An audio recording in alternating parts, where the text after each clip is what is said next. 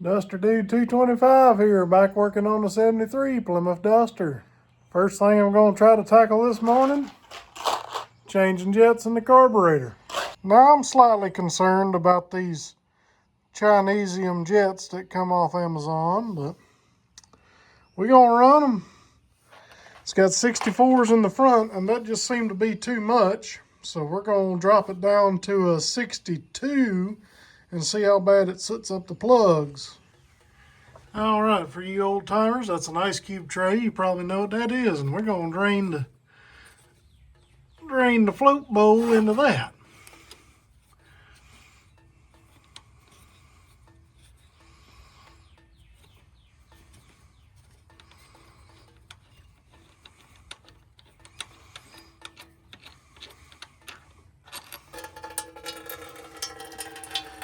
Catches all the fuel.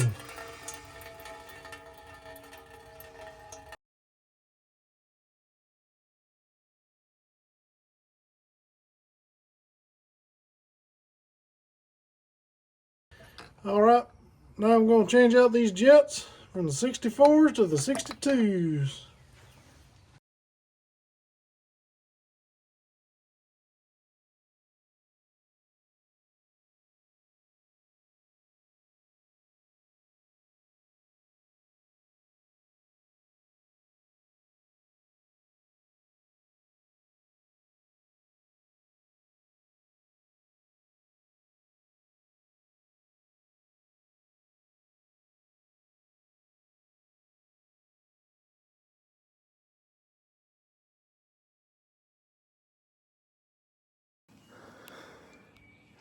All right, so we got the carb all put back together. Now I want to work on the torsion bars because the car sits too low. I think it sits on the bump stops.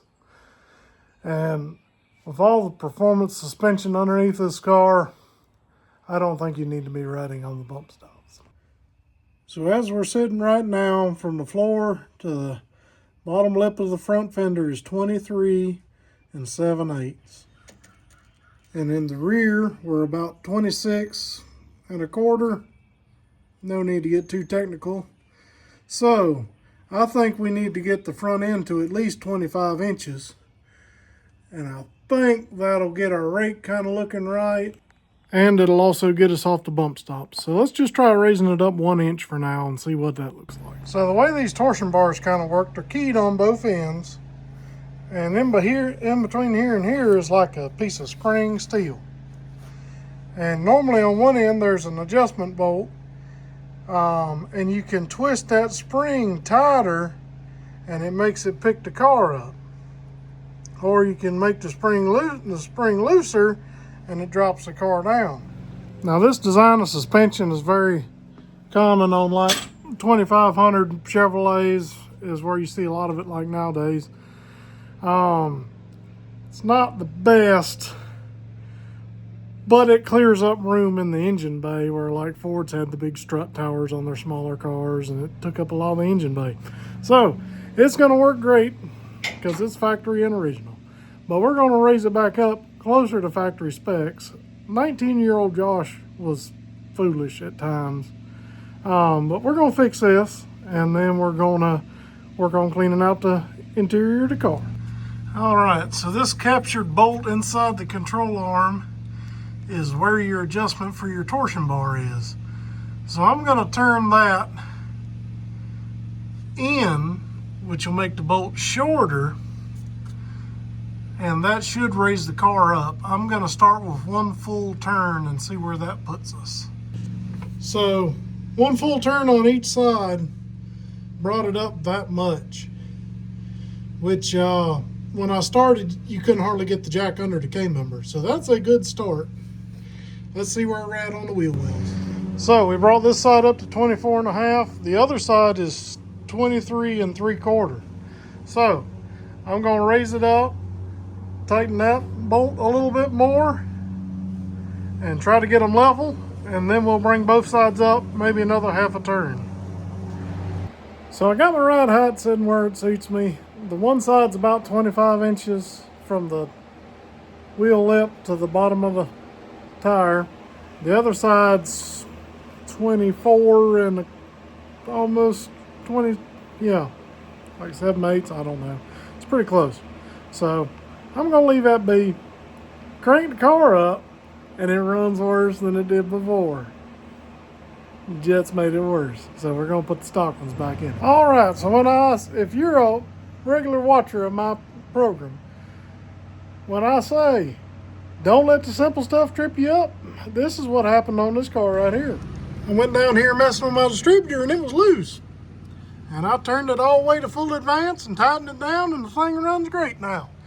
So I put the 62 Jets back in it, and it runs pretty good, but now our idle speed's a little too high, so I'm gonna back off this screw right here, get my idle speed down a little bit. We're sitting at like 1250 right now.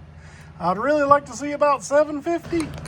So the little screw I was talking about is right here.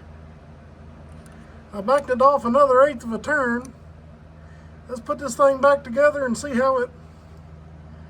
what our idle speed is now. So after getting the carburetor pulled off what feels like 1,000 more times, I've got the 62 Jets in it, got the timing set right, and got my carburetor adjusted, and it runs much better. 15 inches of vacuum. I think this is where I'm going to leave it today. I wanted to drive it some, but it's probably just not going to happen. But anyways, now I'm going to start working on the interior.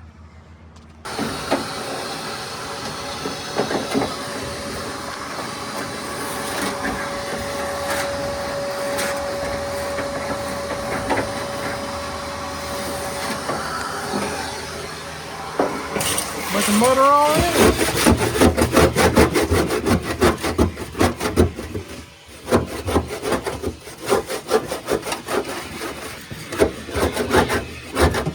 Don't know.